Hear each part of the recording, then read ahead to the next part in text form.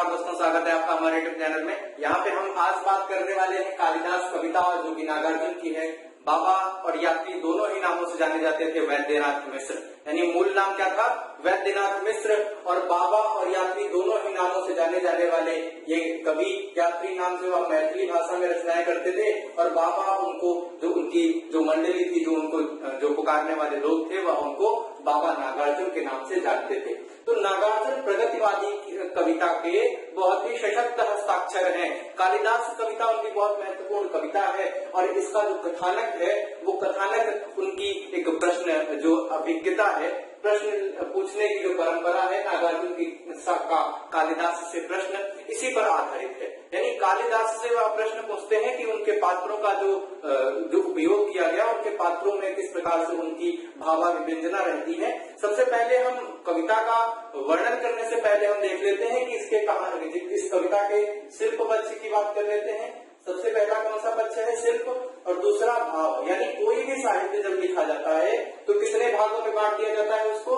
दो भागों में। शिल्प जिसको हम कहते हैं कला पक्ष, कला पक्ष, और भाव जो उसका जो भाव निकलता है, यानी जो उसमें संदेश और उद्देश्य जो रखा जाता है उसकी बात की जाती है। सबसे पहले हम शिल्प पक्ष की बात कर लेते हैं। कालिदास सच सच बतलाना, यहाँ पे पुनरावृत्ति प्रयोग किया गया है। इंदुमती के मृत्यु शोक से, यानी जो कविता है उसका जो शिल्प पक्ष यानी जो उसमें रस छंद अलंकार शब्द शक्ति इसका प्रयोग किया जाता है, उसका हम शिल्प पक्ष के अंतर्गत वर्णन करते हैं। यानी इसकी जो स्ट्रक्चर है, इसका जो बना कविता लिखने का ढंग है, उस ढंग की चर्चा हम यहाँ पे करेंगे। तो कालिदास जो कविता है ये बहुत महत्वपूर्ण है, मुक्त छंद में लिखी हुई कविता है।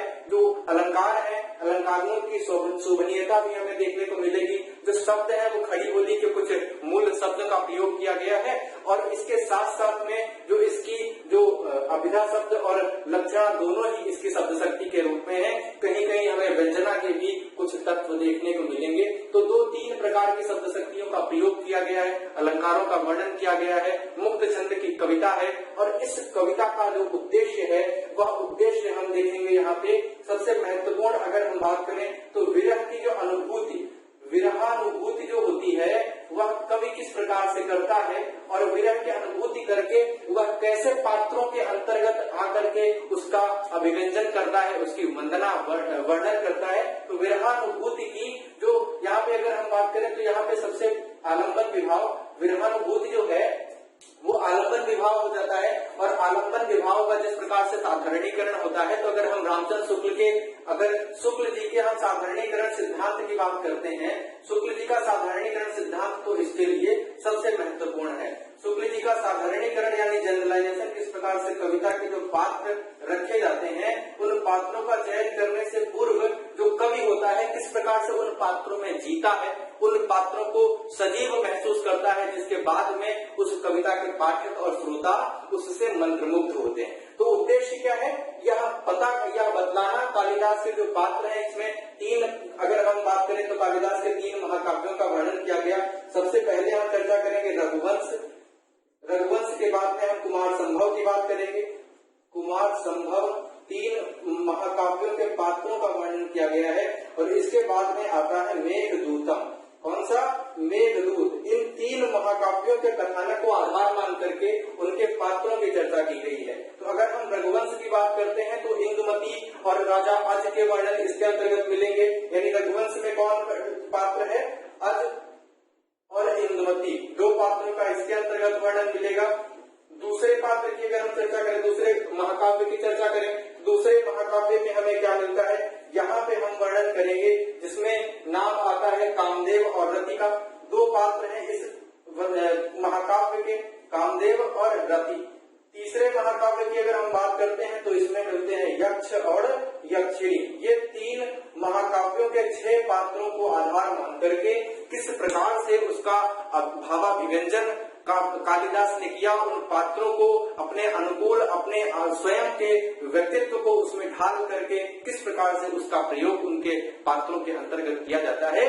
कालिदास की कविता नागार्जुन की कविता कालिदास के अंतर्गत बताया गया। तो शिल्प और भाव दोनों के बारे में हमने देख लिया कि किस प्रकार से भावानुभूति या विरहानुभूति किस प्रकार से पाठक और श्रोता के बीच में जो तादाद स्थापित करती है, वो इसका उद्देश्य संदेश ये बतलाता है साधारणीकरण सिद्धांत की कहीं न कहीं ये परिचायक कविता है। किस प्रकार से कवि अपने आप को, अपने स्वयं को जुझा करके, स्वयं के उन पात्रों में ढल करके किस प्रकार से उसकी अभिव्यक्ति करता है अपनी कविता में, अपने लेखन में। तो ये तो मूल आधार हो गया, ये कविता का मूल आधार हो गया, लेखन का उद्देश्य हो गया।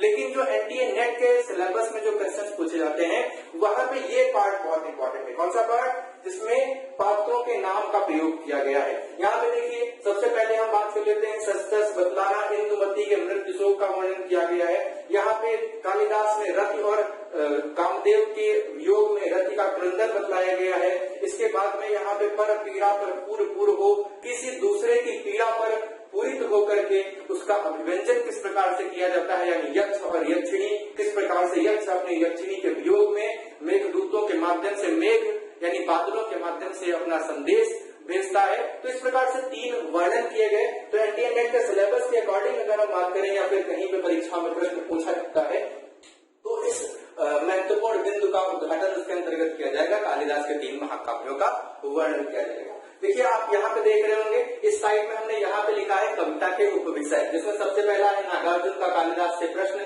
कालिदास के महाकाव्यों का वर्णन, जिसमें हमने यहाँ पे किया है भावों की आत्मानुभूति किस प्रकार से होती है। 3 बिंदुओं के माध्यम से हमने इसके शिल्प पक्ष को उद्घाटित करने का प्रयास किया।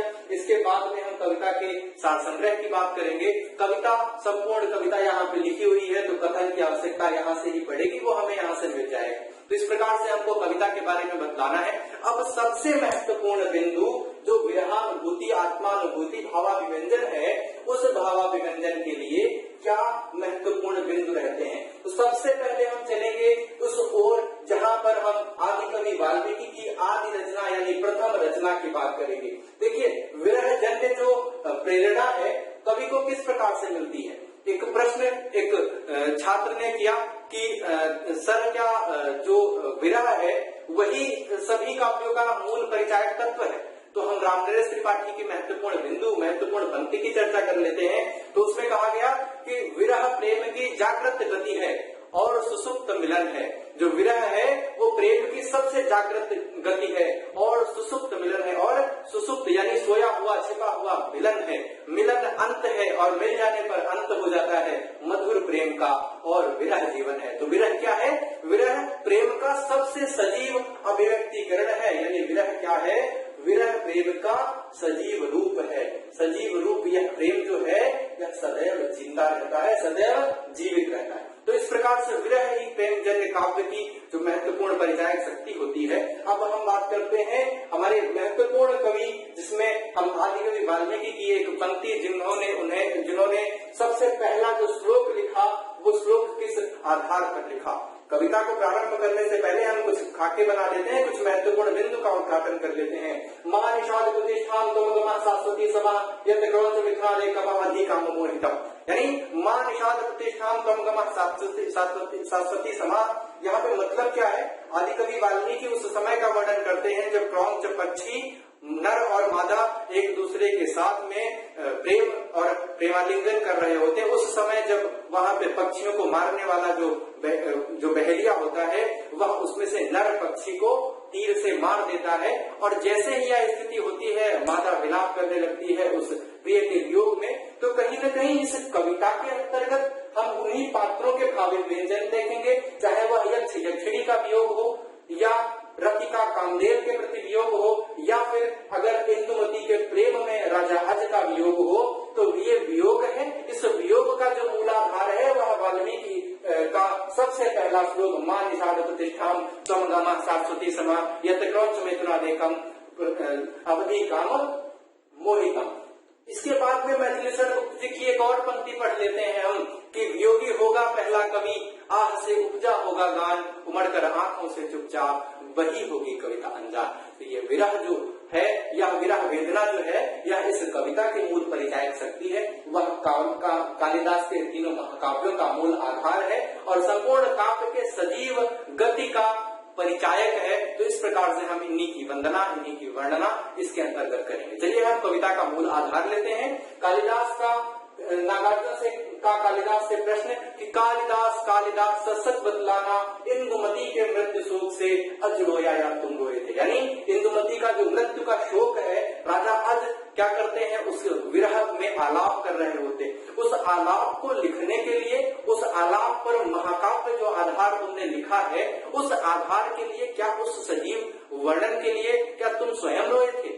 कालिदास से सीधा सीधा प्रश्न, उसका इतना सजीव प्रस्तुतिकरण आपकी कविता में, आपके महाकाव्य में मिलता है, क्या स्वयं आप उसमें रोए थे? तो नागार्जुन जो किसानों के भी कवि हैं और पढ़े लिखे विद्वानों के भी कवि हैं, दोनों के ही कवि माने जाते हैं। राजनीतिक कविता की चर्चा हम आगे एनटीए के सिलेबस में काफी सारी कविताएं वहां पे वर्णन करेंगे, जो उनकी आत्मानुभूति है, आत्माभिव्यंजन है। सबसे पहले वहां कालिदास में हम उसका वर्णन कर लेते हैं। कालिदास सच बतलाना इंदुमती के मृत्यु शोक से, आज रोया या तुम रोए थे? कालिदास सच बतलाना। तो ना अगली बिंदु होती है कि शिव जी की तीसरी आंख से निकली हुई महाज्वाला से घृत मिश्रित सूखी समिधा, कामदेव जब भस्म हो गया। वर्णन कहाँ का है? पहले बिंदु हो गया रघुवंश महापुराण, रघुवंश महाकाव्य का वर्णन हो गया। कालिदास को यहाँ पे पूछा गया कि अज रोया या तुम रोए थे राजा? अज रोए इंदुमती के शोक में, या उसका प्रस्तुतिकरण करने के लिए, उस पात्र को सजीव प्रस्तुति करने के लिए तुम स्वयं रोए? दूसरी बात करते हैं, जब कामदेव को राजा, जो हमारे भगवान शंकर हैं, उनके क्रोध को, उनके तपस्या को शांत करने के लिए जब कामदेव को भेजा गया, तो कामदेव वहां उनकी तपस्या को तो भंग कर लेते हैं, परंतु जो शिव जी हैं, हमारे भोले भंडारी हैं, उनके तीसरी आंख की महाज्वाला से वो स्वयं को नहीं बचा सकते हैं और उसी से भस्म हो जाते हैं। जैसे ही ऐसी स्थिति आती है तो रति, यानी जो उनकी पत्नी है, रतिका क्रंदन सुन आंखों से तुमने ही तो द्रग धोए थे, यानी रतिका क्रंदन सुन आंसू से तुमने ही तो द्रग धोए थे, उन आंसुओं से तुमने अपने नैनों को धोया था। कालिदास सच बतलाना, रति रोई थी या तुम रोए थे? यानी कहने का जो मूल आधार है, वो मूल आधार क्या है? यहाँ पे यह बतलाया जा रहा है कि कैसे कवि किसी पात्र की अभिव्यंजना करने के लिए, किसी पात्र के द्वारा जो उसका संवाद है, उस प्रस्तुतिकरण के लिए किस प्रकार से उस पात्र में ढल करके, उसकी आत्मानुभूति करके, उसके बाद में उसका साधारणीकरण करता है। तो यही उद्देश्य हमारे रामचंद्र शुक्ल जी के साधारणीकरण के सिद्धांत का भी रहता है, और वही कहीं न कहीं इस पंक्तियों के अंतर्गत में मिलता है। तो यहाँ पे हमने देखा कि भावों की आत्मानुभूति किस प्रकार होती है, इंदुमती के मृत्यु शोक में राजा अज का विलाप किस प्रकार से होता है, और शिव जी के क्रोध के किस प्रकार से परिचायक कामदेव बनते हैं, और उनके वियोग में यहाँ पे उनकी पत्नी रतिका वियोग क्रंदन होता है, और उसी का प्रश्न सीधे सीधे साक्षात रूप में नागार्जुन कालिदास से करते हैं। फिर हम आगे की बिंदुओं को पढ़ते हैं, आगे की पंक्तियों को पढ़ते हैं। पुनः देखते हैं हम कि आषाढ़ मासे प्रथमस्य दिवसे, आषाढ़ मास का जो प्रथम दिन है, काल वर्षा ऋतु स्निग्ध भूमिका, प्रथम दिवस आषाढ़ मास का, वर्षा ऋतु की जो प्रारंभीकरण होता है आषाढ़ मास में, उसी के सबसे पहले दिन मेघदूत की वर्णन यहाँ पे होने लगे कि वर्षा ऋतु स्निग्ध भूमिका, प्रथम दिवस आषाढ़ मास का, देख गगन में श्याम घन घटा, विदुर यक्ष का मन जब उजटा। देखिए, दो महाकाव्य हो गए, घृत मिश्रित सूखी समिधा से, और उसके बाद में कालिदास सच बतलाना, रति रोई या तुम रोए थे। तीसरा महाकाव्य सबसे महत्वपूर्ण, जहाँ पे मेघों को संदेश वाहक के रूप में कालिदास प्रयोग करते हैं, और उस स्थिति का वर्णन करते हैं जब कामदेव के धन में कुछ त्रुटि होने पर यक्ष को मृत्युलोक में, यानी पृथ्वी लोक में 1 वर्ष के लिए भेज दिया जाता है। तो यक्ष का उस वर्षा ऋतु के आषाढ़ के मास के प्रथम दिन में जो वियोग का अनुभव होता है, उसी अनुभव के माध्यम से वह मेघों से, वह बादल गरजने वाले बादलों से अपने प्रेम का संदेश यक्षिणी के पास भेजने का प्रयास करता है। उसी का वर्णन, उसी का अभिव्यंजन इसमें किया गया है, और उस अभिव्यंजन में कालिदास किस प्रकार से अपने आप को ढाल कर उसकी अभिव्यंजना करते हैं, वो इसमें बताया गया कि वर्षा ऋतु स्निग्ध भूमिका, प्रथम दिवस आषाढ़ मास का, देख गगन में श्याम घन घटा, विदुर यक्ष का मन जब उल्टा। विदुर यानी देखिए शब्द का प्रयोग हुआ है, पर्याय क्या है? विदुर, जो विरहिणी के वियोग में, जो अपनी प्रेमिका के वियोग में इधर यहाँ तड़प रहा है, उसी को विदुर, जिसके पास उसकी पत्नी नहीं है। विदुर यक्ष का मन जब उचटा, खड़े खड़े सब जब हाथ जोड़कर चित्रकूट के सुबह पर्वत शिखर पर उस बेचारे ने भेजा था, जिनके द्वारा ही संदेशा, वो संदेशा किसके द्वारा गया था? मेघों के द्वारा गया था। वो संदेश वही संदेश वाहक के रूप में जो काले बादल हैं, उनके द्वारा ही उस संदेश को प्रेषित किया जा रहा है। उन पुष्करावर्त मेघों का साथी बनकर उड़ने वाले, पुष्करावर्त, देखिए यहाँ पे शब्दों का संचय जो है इस कविता के शिल्प को बहुत महत्वपूर्ण रूप से ढालता है कि कालिदास सच सच बतलाना, रति रोई या तुम रोए थे, उन पुष्करावर्त मेघों का साथी बनकर उड़ने वाले, कालिदास सच सच बतलाना, पर पीड़ा में पूर्व हो। महत्वपूर्ण बिंदु अब आता है, किस प्रकार से? दूसरे की पीड़ा में परहित सरिस धर्म नहीं भाई, पर पीड़ा सम नहीं अधमाई। तुलसीदास जी की पंक्तियां हैं, महत्वपूर्ण अभिव्यंजन इससे होता है कि दूसरे की पीड़ा में किस प्रकार से ढल करके सबसे बड़ा धर्म मानते हैं तुलसीदास, दूसरे की पीड़ा में साथी बनकर रहना, दूसरे की पीड़ा को उसका निवारण करने के लिए सदैव तत्पर रहना। तो परहित सरिस, दूसरे के हित के समान कोई सबसे बड़ा धर्म नहीं, परहित सरिस धर्म नहीं भाई, पर पीड़ा दूसरे को दुख देने से बड़ा अधर्म नहीं। यहीं पे कहा गया कि पर पीड़ा पर पूर हो, थक थक कर चूर चूर हो, अमल धवल गिर के शिखरों पर प्रियवर तुम कब तक सोए थे।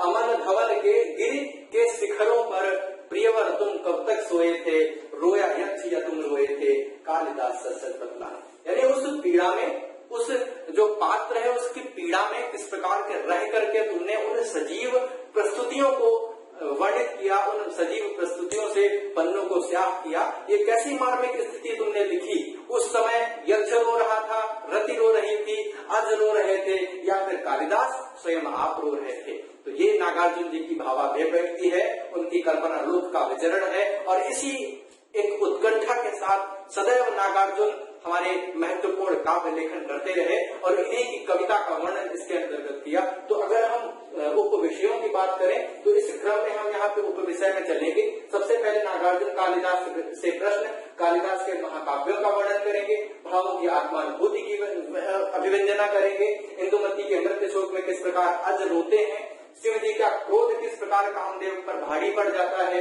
रति योग में किस प्रकार क्रंदन करती है, आषाढ़ मास के सबसे पहले दिन में किस प्रकार मेघों का प्रयोग संदेशवाहक के रूप में किया जाता है, यक्ष की प्रेमानुभूति, मेघों का संदेश प्रेषण, पर पीड़ा की पूर्णानुभूति, और रम्य कल्पना का लोक का वर्णन। तो रम्य कल्पना लोक का वर्णन किस प्रकार से नागार्जुन करते हैं, तो इसका वातावरण यहाँ पे मढ़ा गया और इस प्रकार से ये कविता का समापन होता है। महत्वपूर्ण बिंदुओं का उद्घाटन हमने किया। जन कवि के रूप में नागार्जुन को कहा जाता है। उनके जितनी भी जो कविता है, मनुष्य हो या फिर जिसमें कई दिनों तक चूल्हा रोया चटकी रही उदास जैसी अभिव्यंजनाएं हैं, जो प्रगतिवादी पृष्ठभूमि पर प्रवाह पर लिखी गई, उनकी वर्णन हम आगे चल करके करेंगे, आगे आने वाले बिंदुओं पे करेंगे। तो मित्रों, एनटीए नेट के लिए सभी महत्वपूर्ण बिंदु हम आपको प्रदान करेंगे। हमारे चैनल को लाइक शेयर सब्सक्राइब करें। बहुत बहुत धन्यवाद आप सभी का हमारे गुरु लाइव अकेडमी में बने रहने के लिए। आप सभी का बहुत बहुत आभार।